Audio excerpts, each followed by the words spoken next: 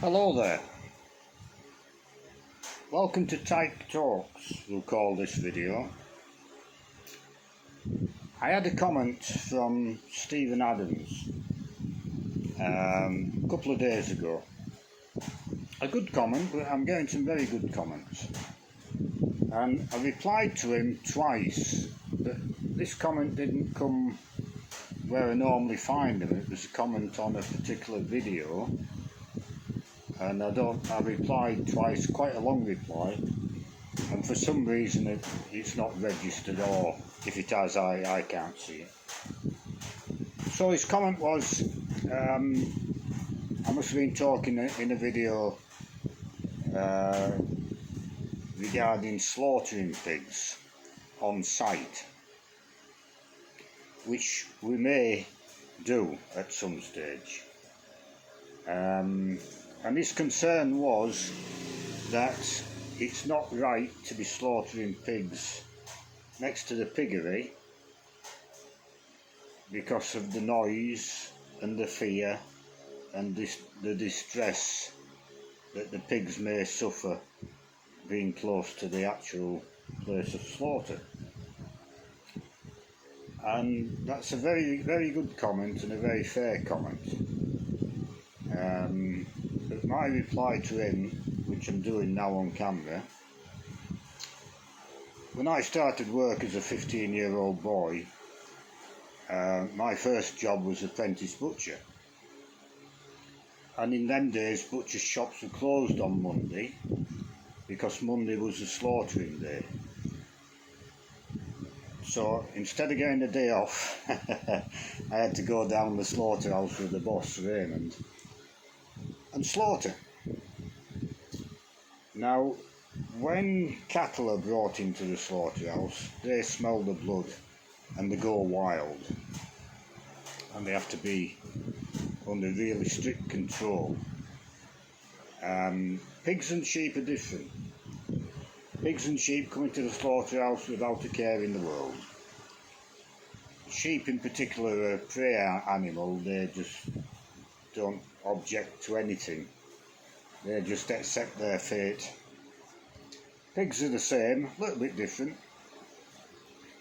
Now, how we slaughtered in them days was the pig was brought into a slaughtering pen,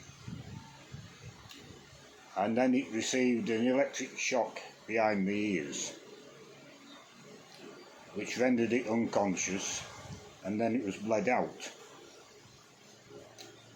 And it's a humane way of killing an animal because there's no pain, there's no stress, and it's done efficiently.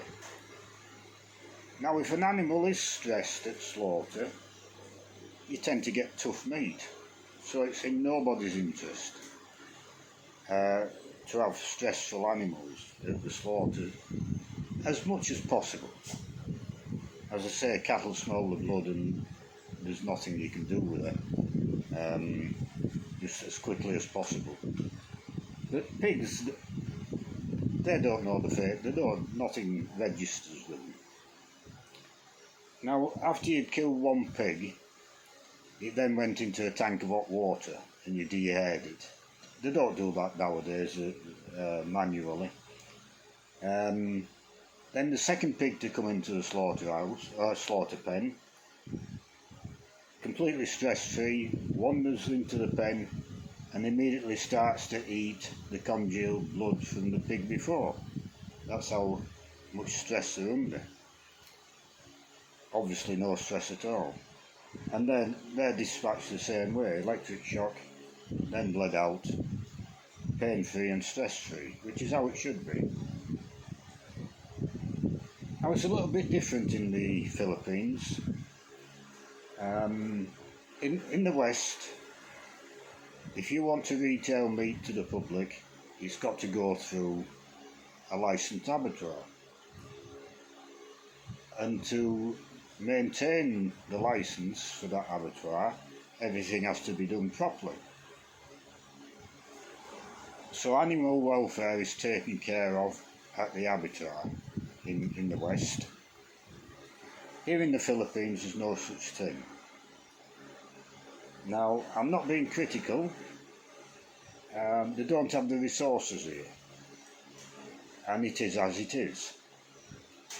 Now, backyard slaughtering here, and I suspect the smaller slaughterhouses as well, they stick a knife in the pig's neck, and that's it. If they hit the jugular vein, then they bleed out quickly. If they miss the jugular vein, it takes a long time for the pig to die. And I haven't seen it, but I've heard very close to me here. Friends who had a pig, it miscarriaged, and they decided to eat the pig. And they stuck a knife in its neck, and it took a long time to die. And the woman of the house was quite upset about it. But that's how it's done here. Again, I'm not being critical, that's the way it is. So if I slaughter pigs on this site, it will be next to the piggery. There'll be no noise, there'll be no stress caused, because I shall do it properly. I shall give the pig an electric shock. You can get the machine here, I've already checked, and bleed it out. There'll be no sound. Now, the other way of doing it is with a bolt gun, which takes a cartridge, same as a starter pistol cartridge, makes a big bang. But in a bolt gun, it forces the bolt out of the end of the gun. It ain't like a gun, it's more like a big piece of pipe. And which, if you draw a cross on the pigs, from the pig's ears to the pig eye at the other side, where it crosses, that's where you put the bolt gun. And the same thing, it knocks the pig senseless. Doesn't kill it, renders it unconscious, then you bleed it out. But with a bolt gun, you've got a big bang. Now that would stress the pigs next door. So it'd be electric shock the way I go if I slaughter on site. So that's the answer for Stephen Abingdon's question, and I thought maybe other people would be interested in it. You know, meat doesn't come from the supermarket in plastic trays. It comes from a slaughterhouse somewhere. And if you eat meat, and if you want to continue eating meat, it's a fact of life. There's no way of sugarcoating a slaughterhouse. It's just as it is. And I like to eat meat, as I know many people do. And that's the way you get your meat. So I think that's all I wanted to say. I wanted to answer that question to Stephen, and I think it's of interest to a lot of other people as well. There is such a thing as animal welfare. I'm very aware of it. Any animal in my control or my care, from start to finish, I want to do the best job as I can. From giving birth, if I farrow pigs, to the point of slaughter. And it has to be done as humanely as possible. And that's what I shall do. So I'll leave it there, and we'll speak to you later.